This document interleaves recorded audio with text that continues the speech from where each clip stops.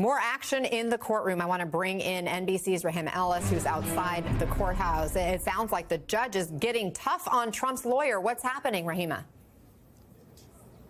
Yeah, I want to share one really quick note that we're seeing out of the court right now, and that is Judge Merchan saying to Donald Trump's attorneys, you're losing all credibility. You are losing all credibility with the court. I have to tell you, this is in reference to this hearing that's underway right now about whether or not the former president has violated the gag order. There are 10 instances which the prosecution has brought up, which they are discussing.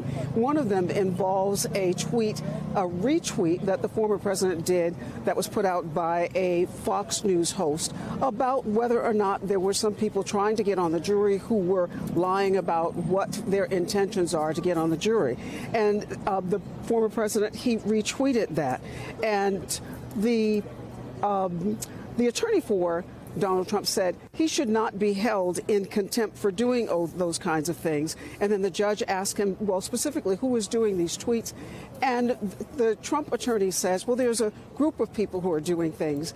And then the judge indicates, well, then that is willful. They are willfully making some determination about what is going to be retweeted, because it seems that the former president changed a few words of that tweet by Jesse Waters, who is that Fox host. And that's when the judge, he rang out with what sounds is, when you're reading it, it sounds like he's angry now, saying, you are losing all credibility. You're losing all credibility with this court, I have to tell you.